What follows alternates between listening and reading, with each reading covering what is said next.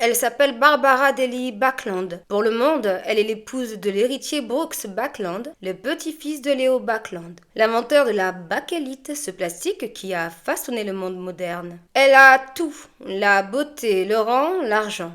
Elle possède cette arrogance virevoltante de ceux qui pensent que la vie est une matière malléable, que l'on peut sculpter, chauffer et mouler à sa guise.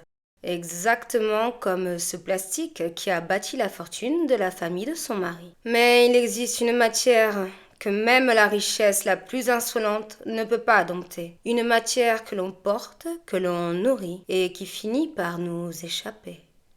Est-il possible de vouloir anéantir la chrysalide que l'on a portée au plus profond de nos entrailles quand elle devient un papillon? On commence. Tout commence par une union qui n'aurait jamais dû exister. D'un côté, Brooks Backland, l'héritier arrogant qui s'autorise, grâce à la fortune colossale de son grand-père, le luxe de mépriser le monde. De l'autre, Barbara Daly, une femme que son propre mari décrit comme ayant la malice dans le sang. Mais cette malice n'est que la surface d'un héritage bien plus sombre. Barbara grandit avec une mère Nini, qui sombre dans une dépression nerveuse quelques années avant sa naissance, et un père, Frank, qui saute la vie en 1932 alors qu'elle n'a que 10 ans. Il choisit de s'asphyxier avec les gaz d'échappement de la voiture familiale, dans le garage de leur maison près de Boston. C'est là que le socle de sa vie se fissure. Après ce suicide maquillé par la famille en accident pour sauver les apparences, sa mère décide de la propulser vers la richesse, utilisant l'assurance vie pour s'installer au Delmonico à New York, à un hôtel luxueux. Barbara devient une beauté insolente, mondaine. Elle pose pour Vogue, elle flirte, elle joue le rôle de la femme parfaite.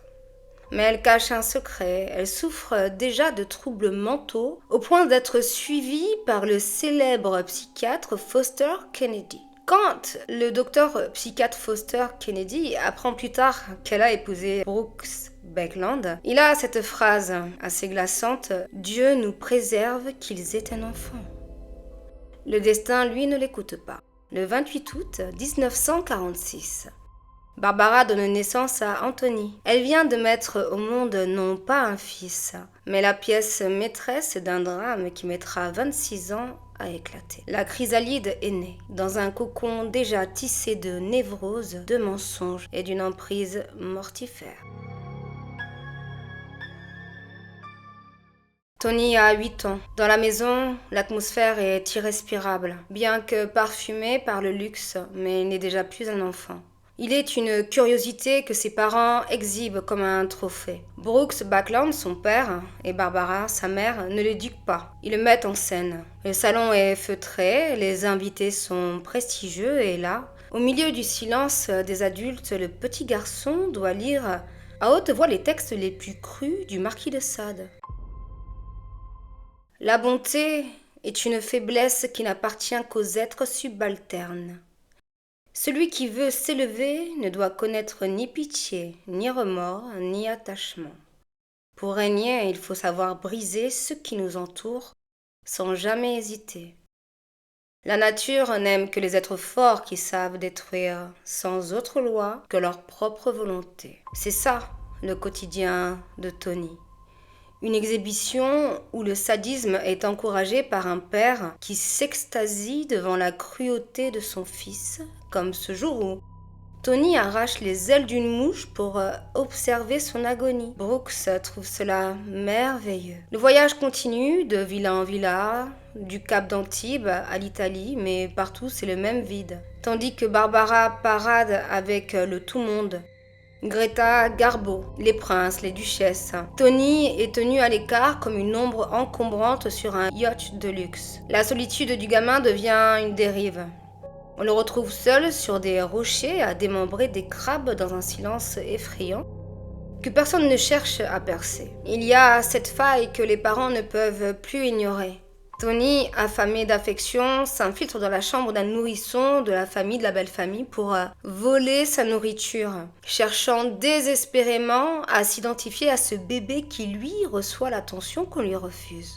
À 14 ans, Tony explore sa sexualité, avec des jeunes hommes. Il ramène des garçons de la rue dans leur appartement new-yorkais quand ils y reviennent. Pour Barbara, ce n'est pas une crise d'adolescence, c'est une abomination. Elle voit en lui une pathologie, un corps étranger qu'elle a engendré, qu'elle veut désormais extraire par la force. Elle ne veut pas comprendre son fils, non, elle veut corriger l'erreur de la nature qu'elle a engendrée. Elle veut le déconstruire pour mieux le reconstruire à son image. La chrysalide n'a plus aucune chance, elle est déjà en train de mourir sous les doigts de celle qui lui a donné la vie. L'été 1969 à Majorque marque le point de non-retour. Dans cette villa tentaculaire à boire et à fumer de la marijuana dans une maison que leur avait prêtée la fille d'un archiduc autrichien, tous les deux, isolés de tout, sans électricité ni téléphone, Barbara Backlund, la femme qui a charmé le Gotha new-yorkais, les Daly et les Tennessee Williams, joue sa dernière carte. Elle ne cherche plus à élever son fils, elle cherche à le posséder. Elle séduit son propre fils, Tony, le poussant dans son lit pour prétendument guérir son homosexualité, sa bisexualité, peu importe. Elle ne voit pas cela comme un acte de perversion, mais comme une thérapie. Lorsqu'elle en parle plus tard à des proches comme Alan Harrington ou Bernard Friem, elle n'exprime aucune culpabilité, aucune gêne. Elle décrit cet inceste avec la froideur d'une clinicienne, persuadée d'avoir agi pour le bien de son œuvre. C'est l'ultime outrage. Cette relation incestueuse agit comme un accélérateur de particules sur la schizophrénie latente de Tony. Le garçon, déjà en quête d'une identité qu'on lui refuse, implose. Il ne sait plus qui il est. Il se retrouve pris au piège d'une mère qui le dévore de l'intérieur. À cette époque, il confie à des amis « Je suis piégé dans une intimité monstrueuse avec ma mère. Je ne sais pas quoi faire. Je suis désespéré. Il faut qu'on m'aide. » Sa détresse est totale.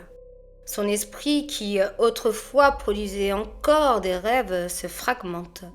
Ses écrits deviennent des divagations incohérentes et ses peintures, comme celles qu'il réalise en cours d'art, ne sont plus que des représentations d'horreur, des portraits de sa mère décapitée, entourée de serpents. Le cercle vicieux se referme. Tony tente de retrouver son père, Brooks Backlund, qui s'est installé avec sa nouvelle compagne, Sylvie, de 15 ans plus jeune que sa mère. C'est un détail, mais quand même. Il laisse des messages désespérés dans leur pot de fleurs. « Papa, s'il te plaît, reviens auprès de maman, elle est si malheureuse. » Il agit comme un enfant de 8 ans piégé dans un corps d'adulte. Mais la réponse du père est glaciale. Brooks refuse de payer les soins psychiatriques de son fils, qualifiant les médecins de professionnellement immoraux et Tony d'incarnation du mal. Dès lors, la violence physique devient le seul langage. La maison au 81 Cadogan Square à Londres, où ils finissent par s'installer, devient le théâtre d'une guerre sans merci. Début juillet 1972, Tony enchaîne les accès de folie pure. Il bat Barbara Backlund, sa mère, avec une canne lourde jusqu'à ce qu'elle perde connaissance.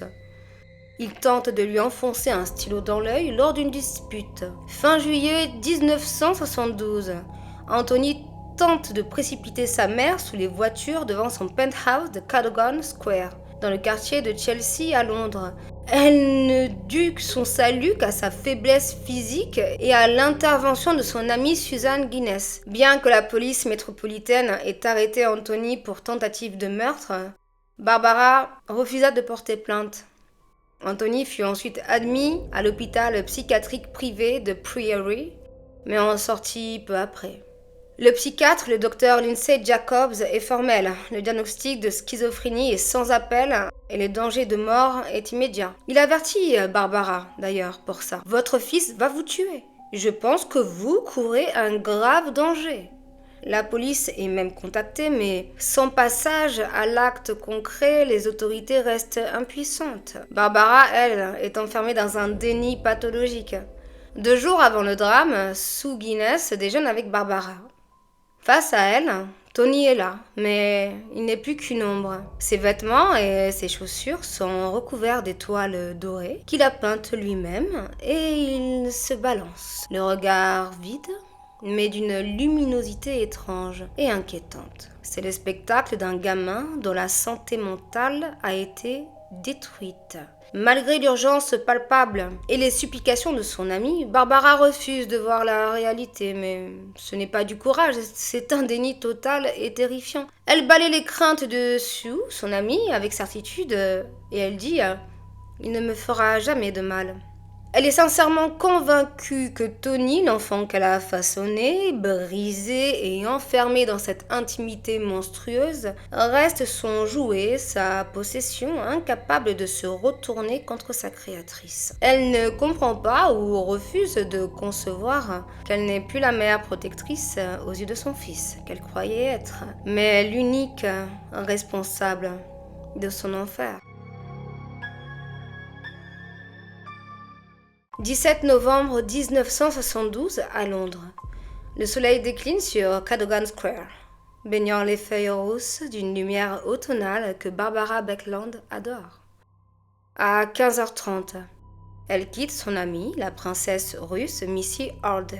Elle est rayonnante, elle est sereine. Elle rentre chez elle impatiente parce que son fils Tony lui prépare le dîner. Quand elle pousse la porte du 81 Cadogan Square, l'atmosphère a changé. À l'intérieur, la bonne espagnole est là, en pleine panique. Elle s'enfuit en courant, terrifiée par le comportement de Tony. La dispute éclate, immédiate, violente. Barbara tente de se réfugier dans la cuisine, mais Tony la suit. Il saisit un couteau sur la table et la poignarde près du cœur. L'artère est sectionnée, elle s'effondre. Tony alors appelle une ambulance, mais il est déjà trop tard. Dans l'attente des secours, il lui tient la main, une scène atroce, où elle ne veut ni le regarder, ni lui parler. C'est fini. Quand la police arrive, il trouve Barbara sur le dos, au sol, dans la cuisine. Tony, lui, est dans sa chambre. Il est au téléphone, il est en train de commander des plats chinois à emporter. Une indifférence totale, glaçante. Le chat, Monsieur Woos, est caché sous le lit, terrifié. Plus tard, en détention, quand le choc retombe et qu'il accepte enfin la mort de sa mère, Tony lâche cette phrase qui résume tout l'enfer de leur relation. Un grand poids m'a été enlevé des épaules. 6 juin 1973, Old Bailey, tribunal. Le procès s'ouvre sur un déballage insoutenable. Des experts évoquent une relation incestueuse, une fusion morbide entre Barbara et son fils. Tony est reconnu coupable d'homicide involontaire et envoyé à Broadmoor. Là-bas, il est heureux, il peint, il entretient des relations clandestines, épistolaires. Plus tard, il reçoit la visite de sa grand-mère, Nini Daly, qui semble plus inquiète pour son petit-fils que par la mort de sa propre fille. En juillet 1980, après une campagne de libération menée par ses soutiens mondains, mondiaux et financiers, Tony est rapatrié à New York.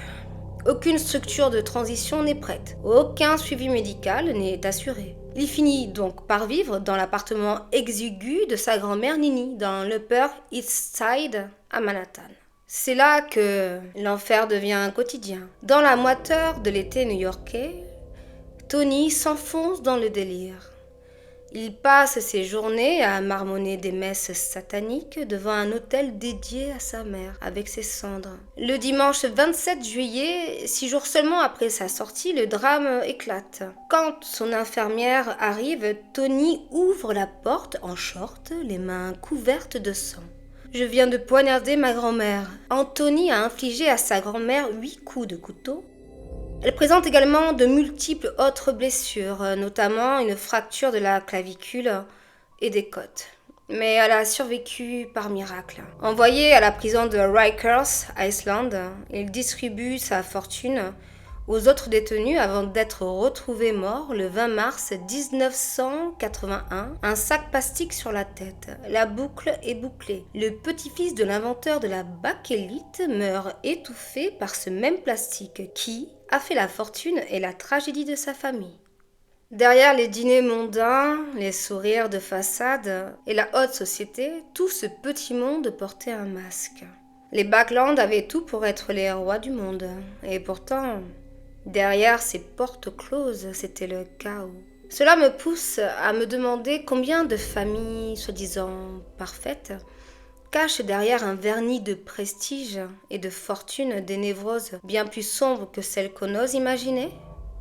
Est-ce que la réussite sociale est au fond la meilleure manière de cacher sa propre monstruosité? Répondez-moi en commentaire. J'ai hâte de lire vos avis. N'oubliez jamais, les monstres de notre monde ont souvent un visage ordinaire. Ils marchent à nos côtés, cachant leurs plus sombres secrets derrière le sourire d'un citoyen modèle.